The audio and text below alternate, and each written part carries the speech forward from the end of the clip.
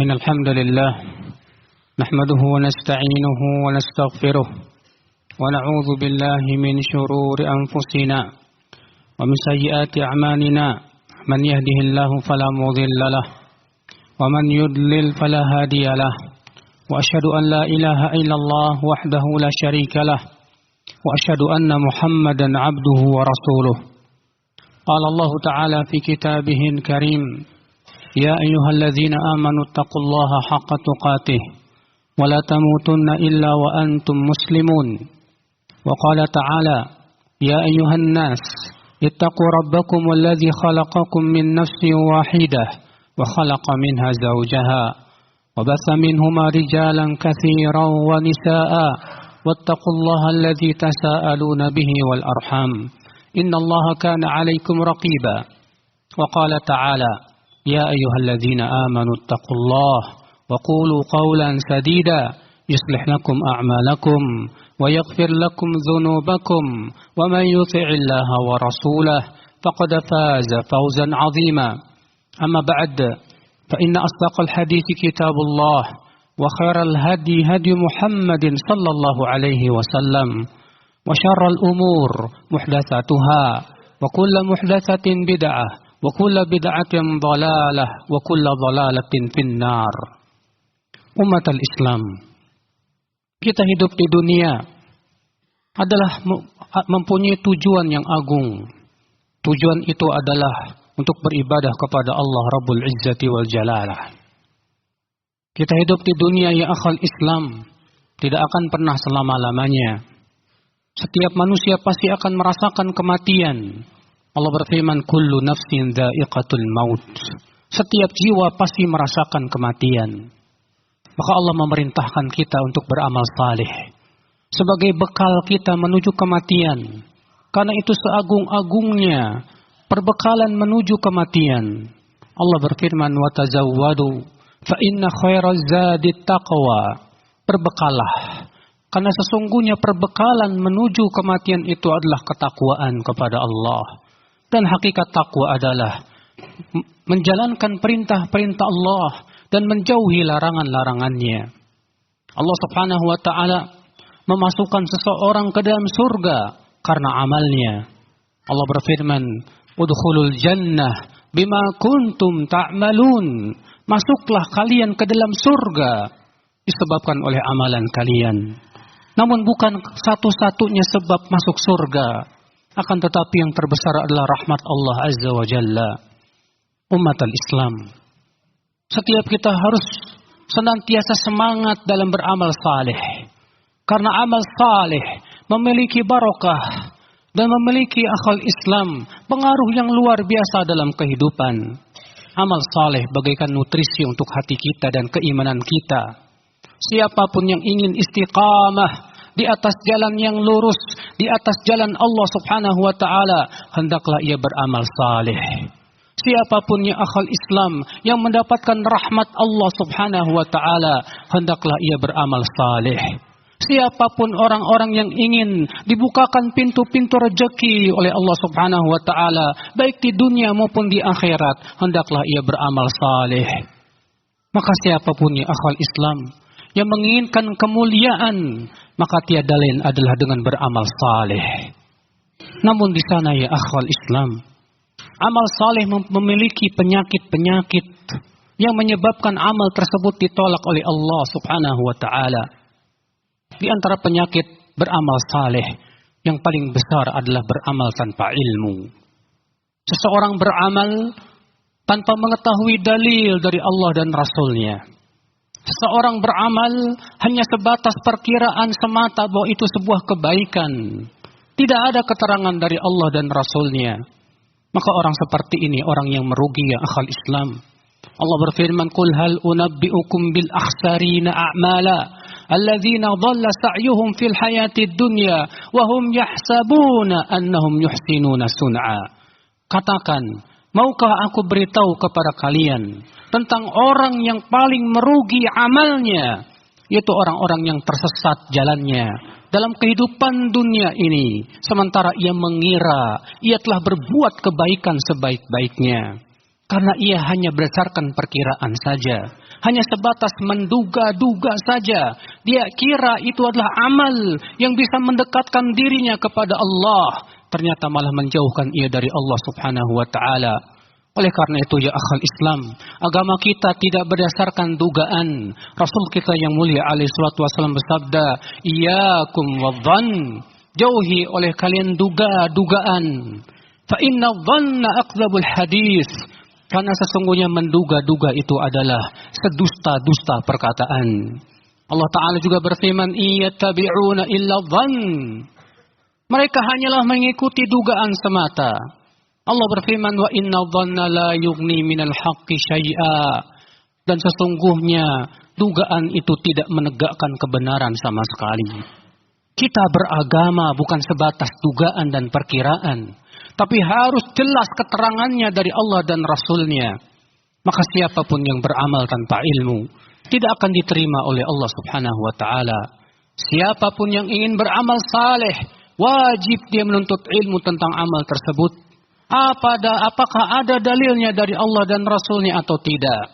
Karena Allah ingin diibadahi sesuai dengan apa yang Allah cintai dan ridai, bukan sesuai dengan selera-selera kita. Oleh karena itu Imam Ibnu Qayyim menyebutkan, di antara kesalahan dalam beramal, seseorang beramal sesuai dengan kepuasan dirinya saja, bukan sesuai dengan tuntunan Rasulullah, bukan sesuai dengan keridhaan Allah subhanahu wa ta'ala. Maka ini penyakit yang pertama akhal Islam, seseorang beramal tanpa ilmu. Penyakit yang kedua ya akhal Islam, seseorang beramal akan tetapi dengan semangat yang luar biasa, sehingga kemudian ia berlebih-lebihan, yang berakibat akhirnya ia mudah futur dalam amal tersebut. Oleh karena itu Rasulullah sallallahu alaihi wasallam memperingatkan kita dari sikap gulu. Rasulullah bersabda, "Iyyakum wal ghulu, fa innal ghulu ahlaka man kana qablakum." Jauhi oleh kalian sikap gulu berlebih-lebihan, karena sesungguhnya sikap gulu telah membinasakan orang-orang sebelum kalian. Ketika Rasulullah masuk ke dalam masjid, Rasulullah mendapatkan tali yang terikat di antara dua tiang. Kemudian Rasulullah bertanya, "Tali apa ini?" Maka sebagian sahabat menjawab, "Ia adalah tali milik salah seorang istri Nabi sallallahu alaihi wasallam. Apabila ia sholat malam dan ia telah lelah, ia sholat sambil bergelantungan di tali tersebut." Maka Rasulullah SAW bersabda, "Hullu, cabut tali ini. Liyusalli ahadukum ala nasyatih." Hendaklah seseorang sholat sesuai dengan semangatnya. Fa idza na'isa ahadukum falyarqud. Apabila seseorang dari kalian telah mengantuk, hendaklah ia tidur, kata Rasulullah sallallahu alaihi wasallam. Umatul Islam, di antara penyakit beramal ya akhal Islam, itu kita meremehkan karena malasnya kita. Kita mempunyai penyakit malas dalam beramal saleh. Terkadang sebagian orang saking malasnya dia mencukupkan jangan yang wajib-wajib saja. Yang wajib pun ia sia-siakan. Yang sunnah ia tinggalkan hanya dengan dalih katanya itu sunnah bukan wajib. Yang makruh malah ia lakukan katanya itu hanya makruh tidak haram. Sehingga akhirnya akhal Islam ia kehilangan banyak sekali pahala di sisi Allah subhanahu wa ta'ala. Padahal Rasulullah SAW mengingkari sahabat yang meninggalkan sholat sunnah, sholat tahiyat masjid. Ketika Rasulullah khutbah Jumat, ada seorang sahabat masuk masjid, langsung ia duduk. Lalu Rasulullah menegurnya dan berkata, "Asallaita raka'atain?" Apakah kamu sudah sholat 2 rakaat? Dia berkata, "Belum, hai Rasulullah." Maka Rasulullah SAW bersabda, "Qum farka'." Bangkitlah kamu dan sholatlah kamu 2 rakaat. Wa tajawaz fihima, dan ringankan sholatmu. Al-Imam Al-Qurtubi beristimbat dari hadis ini menunjukkan bolehnya mengingkari orang yang meninggalkan ibadah sunnah yang bersifat muakkadah, yang sangat ditekankan sekali akhal Islam. Ini menunjukkan tercela seorang muslim meninggalkan dan membiasakan diri meninggalkan perkara-perkara yang sifatnya sunnah yang sangat ditekankan ya akhal Islam. Maka ya akhal Islam, jangan kita malas. Buang kemalasan dalam beramal saleh. Kemalasan membuktikan bukti cinta kita itu sangat lemah kepada Allah Subhanahu wa taala. Karena cinta itu menimbulkan semangat ya akhal Islam. Ketika kita mencintai sesuatu, kita akan semangat untuk meraihnya. Ketika kita cinta kepada Allah, seharusnya kita semangat untuk bertaqarrub kepadanya. Aqulu qawli hadza wa astaghfirullah li wa lakum.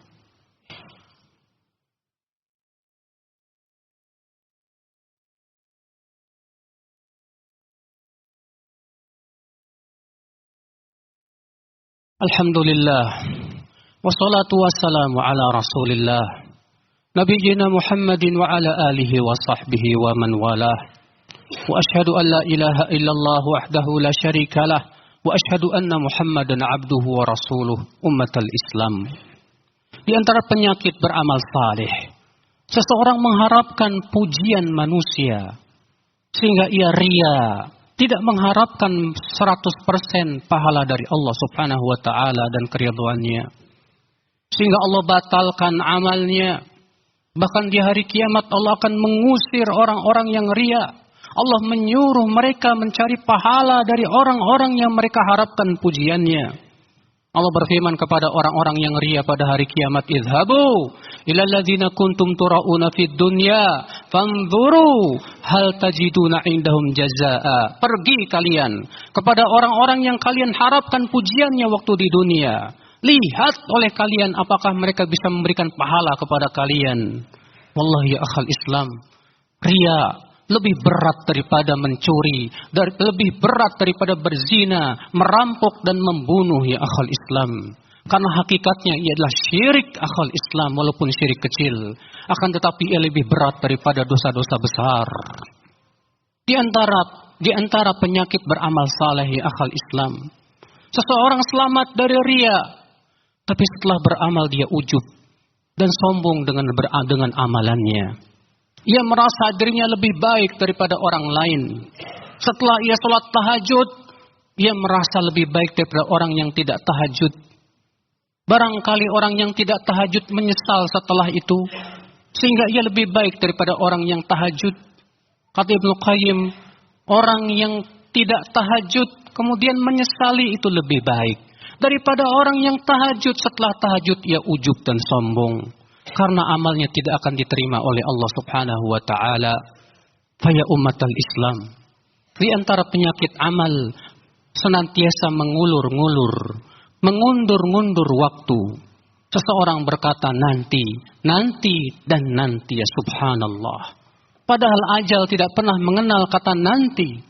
Al-Hasan Al-Basri berkata, "Ya qut taswif fa inna fi yaumik wa lasta fi ghadik." Jauhi oleh kalian mengundur-ngundur amal, mengatakan nanti dan nanti, karena engkau sedang berada di hari ini, bukan di hari esok. Belum tentu hari esok menjelang, belum tentu hari esok datang. Barangkali ajal datang kepada kita sebelum kita beramal. Makanya Abdullah bin Umar berkata, "Idza asbahta fala tantadhiril masa, wa idza amsayta fala tantadhiris sabah." Kalau kamu berada di waktu pagi, jangan menunggu-nunggu waktu sore. Dan kalau kamu berada di waktu sore, jangan menunggu-nunggu waktu pagi. Inilah ya akhal Islam, di antara penyakit-penyakit beramal. Maka kewajiban kita berusaha ya akhal Islam, membersihkan amal kita dari penyakit-penyakitnya. Kita berharap agar amal kita diterima oleh Allah Azza wa Jalla. Abdullah bin Umar berkata, "Wallah, kalau aku mengetahui ada satu salatku yang diterima oleh Allah, itu lebih aku sukai daripada dunia dan seisinya." Allahumma salli ala Muhammad wa ala ali Muhammad kama sallaita ala Ibrahim wa ala ali Ibrahim innaka Hamidum Majid. Wa barik ala Muhammad wa ala ali Muhammad kama barakta ala Ibrahim wa ala ali Ibrahim innaka Hamidum Majid. اللهم اغفر للمسلمين والمسلمات والمؤمنين والمؤمنات الأحياء منهم والأموات. اللهم إنك أنت العزيز الحكيم، أنت على كل شيء قدير، أنت ناصر عبادك، فانصر عبادك في أهل غزة يا رب العالمين. اللهم انصر أهل غزة، اللهم انصرهم نصرا عزيزا عاجلا غير آجل. اللهم اهزم الصهاينة وأنزل عليهم بأسك الشديد يا رب العالمين. اللهم اهزمهم هزيمة شعواء. اللهم تب علينا إنك أنت التواب الرحيم. اللهم آتنا في الدنيا حسنة وفي الآخرة حسنة وقنا عذاب النار. عباد الله، إن الله يأمر بالعدل والإحسان وإيتاء ذي القربى وينهى عن الفحشاء والمنكر والبغي يعظكم لعلكم تذكرون. فاذكروا الله العظيم يذكركم واشكروه على نعمه يزدكم ولذكر الله أكبر.